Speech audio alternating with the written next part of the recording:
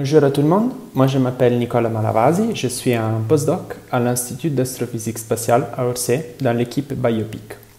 Ce que je voudrais faire aujourd'hui, c'est essayer de vous donner une idée des structures qu'il y a hors de notre galaxie dans l'univers et de leur taille typique et des distances typiques qu'il y a entre nous et ces structures.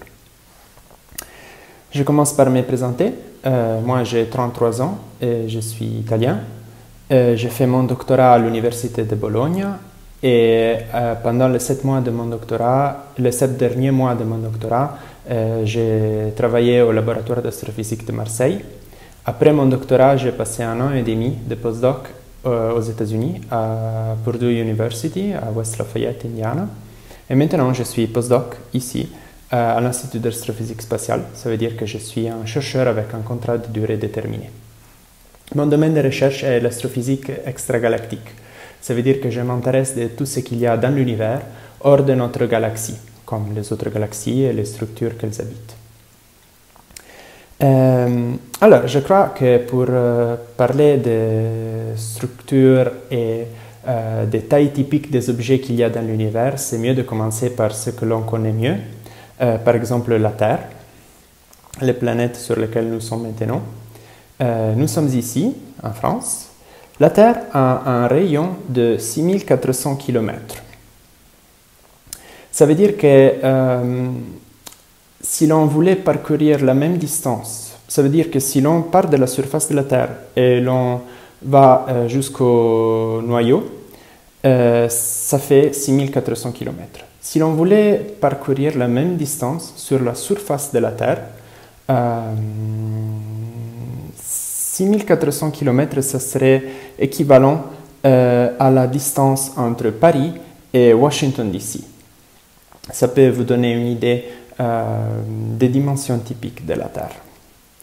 Maintenant que l'on a une idée des dimensions de la Terre, on peut penser d'aller un peu plus loin et de regarder des autres objets qu'il y a dans le ciel, comme par exemple l'étoile la plus proche de la Terre, qui est le Soleil. Le Soleil a un rayon de 696 000 km et est à une distance de la Terre de 149 millions de kilomètres. C'est ce qu'on appelle une unité astronomique. Alors, essayons de mieux comprendre. Le rayon du Soleil est à peu près 100 fois celui de la Terre. Ça veut dire que si la Terre est une bille de 1 cm de rayon, le Soleil serait, par comparaison, une sphère de 1 mètre de rayon et serait situé à une distance de 100 mètres. Ça nous donne une idée, à peu près, de dimensions typiques du système solaire, qui est le système où se trouve la Terre, le Soleil et les autres planètes. Donc, si nous sommes ici, sur la Terre, et la Terre est une bille de 1 cm, le Soleil serait une sphère de 1 mètre à 100 mètres de distance. Alors, on peut maintenant commencer à penser aux autres objets du système solaire, comme les autres planètes. On a dit que la distance entre le Soleil et la Terre est de 149 millions de kilomètres, c'est une unité astronomique. Et les autres planètes, par exemple Mercure, la planète la plus proche du Soleil, est à 58 millions de kilomètres, ou 0,39 unités astronomiques. Pluton, un des objets les plus loin du Soleil, est à 6 milliards de kilomètres, ça veut dire à 40 unités astronomiques du Soleil. On n'a pas une idée très précise de ce qui constitue la limite extérieure du système solaire. En effet, il y a plusieurs définitions de ce qui pourrait être la limite extérieure du système solaire. Si l'on choisit une de ces définitions, on pourrait dire que le système solaire a un diamètre, un rayon de 1 année-lumière. Je viens d'introduire une nouvelle unité de mesure, l'année-lumière. L'année-lumière est une mesure de distance et qui se base sur le fait que la lumière a une vitesse très grande, mais déterminée. La lumière, elle voyage, un rayon de lumière voyage à 300 000 km par seconde. Ça veut dire qu'il faut 8 minutes à un rayon de lumière pour traverser la distance entre le Soleil et la Terre. Et ça veut dire que l'on peut penser à la distance qu'un rayon de lumière peut traverser à la vitesse de 300 000 km/s s'il voyageait pendant une année. Et cette mesure de distance est ce qu'on appelle l'année-lumière. Une année-lumière est 63 241 unités astronomiques ou 9 500 milliards de kilomètres. Alors, essayons de donner une référence. Encore une fois, si la Terre est une bille de 1 cm de rayon et le Soleil est une sphère de 1 mètre à 100 mètres de distance, ça voudrait dire que Mercure serait à 39 mètres du Soleil, Pluton serait à 4 km du Soleil, c'est comme aller de Orsay à Gif-sur-Yvette, et l'étoile la plus proche, qui est Alpha Centauri, Proxima Centauri, ce serait à 25 300 km. C'est la même distance que aller de Paris à Tokyo et retour. Donc on a les bases, maintenant on peut commencer. Ce que je viens de vous dire est à peu près le même niveau de connaissances que les astronomes avaient au début de 1900. On savait quelle était la dimension du système solaire, on savait qu'il y avait des autres planètes autour de nous, on savait quelle était la distance entre la Terre et le Soleil, mais on n'avait pas une idée de ce qu'il y avait hors du système solaire, des autres objets que l'on voyait. Parce qu'on voyait plein d'objets. On voyait des autres étoiles, mais on voyait aussi d'autres objets qu'on appelait des nébuleuses. Et alors, les astronomes avaient commencé à se poser des questions. Comme par exemple, nous savons que nous habitons dans une galaxie qui a bien sûr des autres étoiles et des autres objets que ce sont ce qu'on appelle des nébuleuses. Mais quelle est la dimension de notre galaxie? Est-ce que notre galaxie est beaucoup plus grande que le système solaire? Est-ce que notre galaxie a la taille de l'univers entier? Est-ce qu'il y a d'autres choses hors de notre galaxie? Ou est-ce que notre galaxie est l'univers et il n'y a rien hors de notre galaxie? Par exemple, on voit plein d'autres objets dans le ciel. Si l'on regarde le ciel dans une nuit sombre avec des télescopes, on peut voir qu'il y a beaucoup d'autres objets qui ont des formes très très étendues et qui sont très différents entre eux. Il y a des objets qui sont bien sûr composés par beaucoup d'étoiles et des autres objets dont on ne sait pas individuer les composantes individuelles. Alors, tous ces objets, on peut les observer dans le ciel, mais est-ce qu'ils sont des objets très très petits qui sont dans notre galaxie, très proches de nous, ou est-ce qu'ils sont des objets très très grands qui sont hors de notre galaxie, très loin de nous? Eh bien, où est-ce qu'ils sont moitié et moitié? Certains sont des objets très petits, très proches de nous, et certains d'autres sont des objets très grands et très loin de nous. Ça, c'est à peu près les questions que les astronomes s'est posées au début de 1900. Donc, quelle est la nature de ces objets? Quelle est la nature des nébuleuses? Quelle est la taille de galaxies? Est-ce qu'il y a des autres objets hors de notre galaxie? Est-ce qu'il y a d'autres galaxies? Et c'est bien pour essayer de répondre à ces questions qu'en 1920, au Smithsonian Museum of Natural History in Washington, D.C., il y a eu ce qu'on appelle The Great Debate, donc un débat entre deux hommes de sciences, Shapley et Curtis, qui proposaient deux visions opposées sur la taille de notre galaxie et la nature des nébuleuses. Alors, d'un côté, il y avait Harlow Shapley, qui proposait une vision de l'univers où notre galaxie est l'univers entier et il n'y a rien hors de notre galaxie. Les autres nébuleuses, les objets que je viens de vous montrer, ne sont que des objets très très petits, très proches de nous, dans notre galaxie. De l'autre côté, il y avait Herbert Curtis, qui proposait une vision opposée, qui soutenait que notre galaxie n'est qu'une galaxie parmi beaucoup d'autres, beaucoup plus petites que l'univers.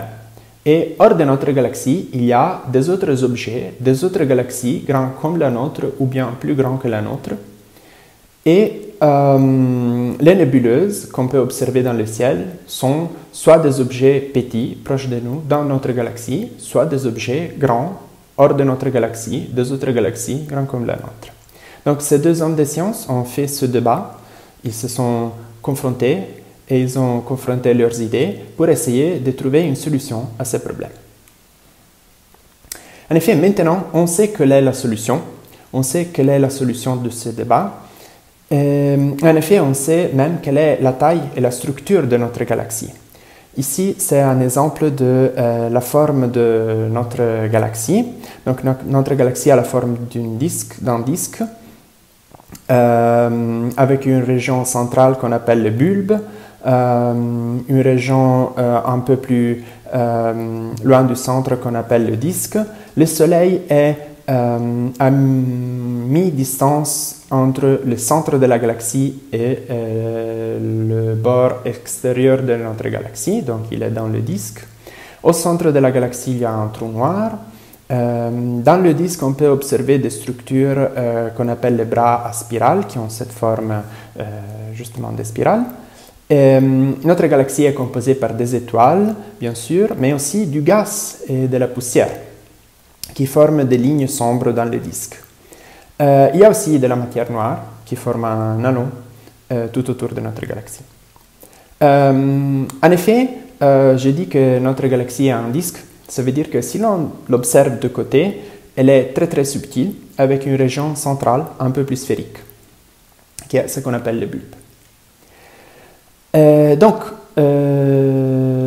qu'est-ce qu'on connaît aujourd'hui? Qu'est-ce qu'on sait aujourd'hui sur la taille de notre galaxie, la forme de notre galaxie et les autres structures qu'il y a hors de notre galaxie? Bien, on sait que le Soleil se trouve dans une galaxie qui s'appelle la Voie lactée, qui a une forme à spirale. Et la galaxie est très grande. Elle a un diamètre de 200 000 années-lumière. Mais elle est beaucoup plus petite que l'univers. En effet, par comparaison, le système solaire a un diamètre de 2 années-lumière. Ça veut dire que notre galaxie est 100 000 fois plus grande que le système solaire. Ça veut dire que si l'on voulait retourner à l'échelle qu'on avait utilisée avant, où la Terre est une sphère de 1 cm de rayon et le Soleil est une sphère de 1 mètre à 100 mètres de distance, sur cette même échelle, notre galaxie aurait un diamètre de 1,3 milliard de kilomètres. Ça veut dire 9 unités astronomiques, environ la distance réelle entre Saturne et le Soleil. Donc c'est beaucoup plus grand que le système solaire, beaucoup plus grand que la distance entre la Terre et le Soleil. Donc pour arriver à comprendre la taille de notre galaxie et la taille des autres structures qu'on a autour de notre galaxie, c'est nécessaire d'essayer de changer de paradigme. Exactement comme le Soleil est une étoile parmi les autres et les étoiles ne se trouvent pas partout dans l'univers, mais elles habitent des structures qu'on appelle justement des galaxies. Aussi, notre galaxie n'est qu'une galaxie parmi les autres. Et les galaxies habitent des structures dans l'univers, ne sont pas distribuées uniformément dans l'univers, mais elles habitent des structures qu'on appelle des amas de galaxies ou bien des filaments. Il y a beaucoup d'autres galaxies hors de la nôtre. La galaxie la plus proche de la nôtre est Andromède, M31, qui se trouve à 770 kiloparsecs de la nôtre. Et une galaxie à spirale, un peu plus grande que la nôtre. Donc ici, j'ai aussi introduit une nouvelle unité de mesure qui est le parsec. Le parsec, un parsec, c'est équivalent à 3,26 années-lumière ou 31 000 milliards de kilomètres.